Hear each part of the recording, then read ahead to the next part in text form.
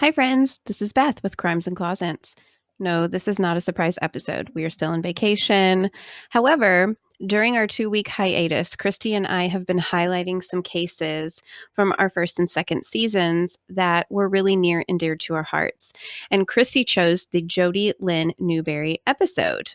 This aired back in June of 2020, season 1, episode 12. And Jody Lynn was a lady who went missing from a music festival called Mellen in Wisconsin in May of 2018. Jody Lynn Newberry's case remains unsolved, and she has never been found, and this family has absolutely no answers. During Christy's research of this case, she actually was fortunate enough to speak to Jody Lynn's sister, Melodee. Melodee was very gracious and spoke to Christy and answered a lot of questions and really told us from a first person standpoint how her disappearance and the investigation and the unanswered questions has affected the family. So we thought, since we are not releasing episodes, that we would bring some light to the Jody Lynn Newberry case and release the full audio of Christy's phone call with her sister Melodee.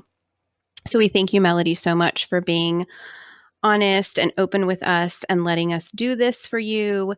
They have a wonderful Facebook page that we have linked on our Facebook page called Jody Lynn Newberry. Where are you? And we really highly recommend that you guys go and follow this. If you have any information on what happened to Jody, please reach out, do the right thing, give this family some answers, and let's share our posts. Let's get the word out there so that we can find Jody Lynn Newberry. So stay tuned coming up for this special audio phone call recording with the sister of Jody Lynn Newberry, Melodee. Thank you so much, Melodee.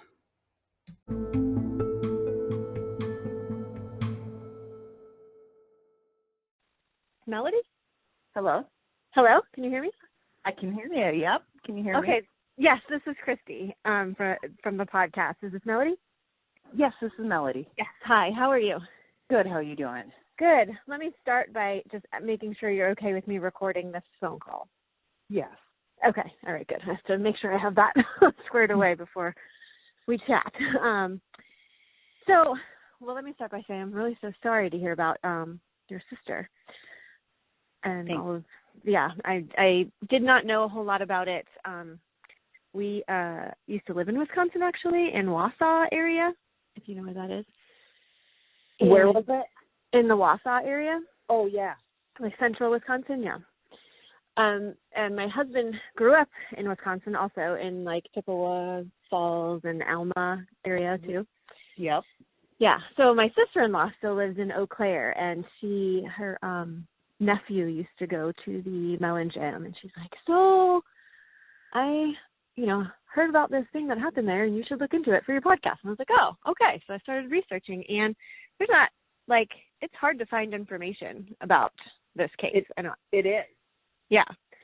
But I was determined to make it work because I was like, well, that's the exact reason why we should do something, because I know that we're brand new, but at least maybe it gets it out there, a little bit and gets a little bit more awareness for it, and maybe it'll help. I don't know. Right. So, anyway, I have a couple of questions. Okay. Specifically, and then if there's anything else you want to add at the end, you can feel free to do it. Okay. So if you do hear a little bit of a pause at times, it'll just be because I might be making room to be able to edit and stuff like that. So don't think it's that I'm missing or have left.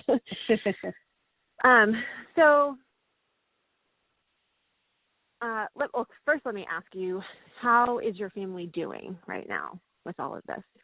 It's very tough. The not knowing is really affecting her kids. Her daughter graduated this year, with graduation, she's having a really hard time. And I know her one son doesn't sleep well at night. Just the not knowing whether she's alive or dead really messes with everybody. Yeah, I can't even imagine that. So Is there, I know it was really hard for me to find even the name of her friend, which was Dave, right? That she went with? David J. Mills. Yes. He was not mentioned in any of like the articles. And so the only reason I found it was because I actually kind of read almost every post on your missing page. Oh, and yeah. At some point I saw his name mentioned in there. And so one of my questions is about how did the police handle things with Dave when they questioned him and investigated him? How do you feel that they handled that? Because clearly there wasn't anything clear to me that. Well, what is the hardest thing is we're in Michigan and it happened in Wisconsin, so Michigan police cannot touch it. Anything that has to be done has to go through the Wisconsin Sheriff's Department. So I do know that they had questioned him, and they took him up there to show them where they had camped and everything. But after that, I don't think they did enough to investigate him. Right. It didn't seem like that to me, just because it mentions, oh, he was questioned, or yeah, that was it. Yeah. So, I mean, I don't know if you even want to say that, but is it? I feel like I've seen you and heard you say that you believe that he has some answers and knows more information. I do, because he's changed his story. Like, first, she wasn't with him, and then, oh yeah, he remembered that yes, she did go with him, and then he said, I picked her up Friday, and I'm like, no, I was never there. And then supposedly she was there again Saturday morning, and he doesn't know where she was Friday night. And I think she was with him the whole time, because there is a picture of them listening to the music, and people remember seeing her there. Right. Okay. And that was another thing I saw on the Facebook page, was that there, you had kind of heard some rumors, different kinds of rumors, and you were asking people to come forward with any information. And have you had anybody actually that was there speak to you and tell you anything that they know? Yes, I have had some. Actually, the people that ran Mellen invited me up to come and check out the area, and someone else that was there did take me up there. They showed me everything. Like, they were saying there was this big river, and it turns out it's just this tiny creek. And, like, I don't really think she could have got lost in the woods, because if you were to keep walking, you're going to eventually come out in somebody's yard or somewhere. Right. Okay. Yeah, I don't know much about that area, but I know that there's that national forest is connected to it. Yeah. Yeah. So, is there anything that the media or the police have gotten wrong, in your opinion, or that you have discovered? It's like they don't tell us anything.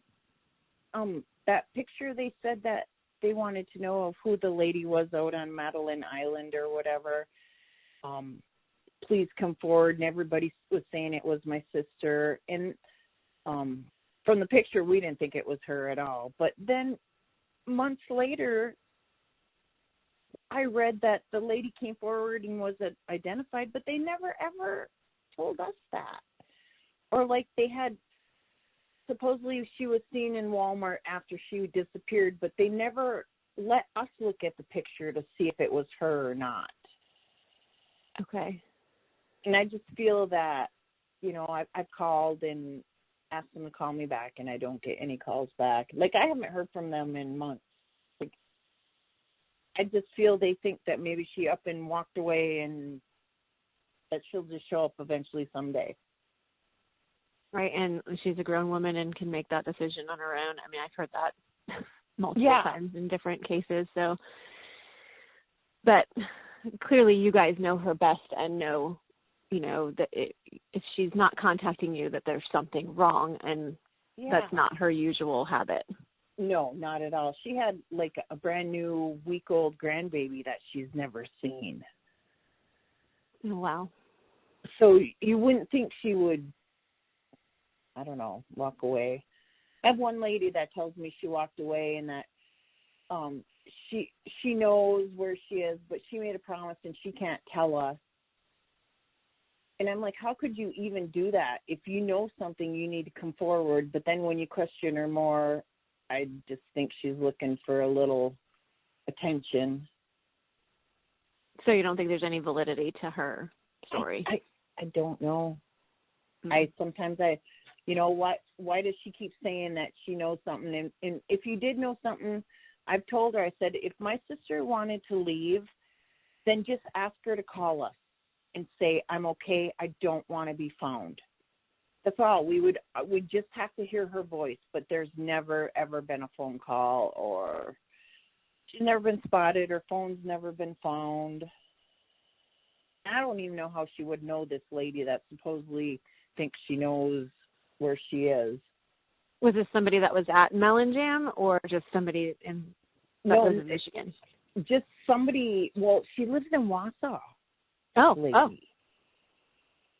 Oh, wow. Yeah. And, I don't know how she would have ever known my sister, and why would my sister confide in her out of the blue?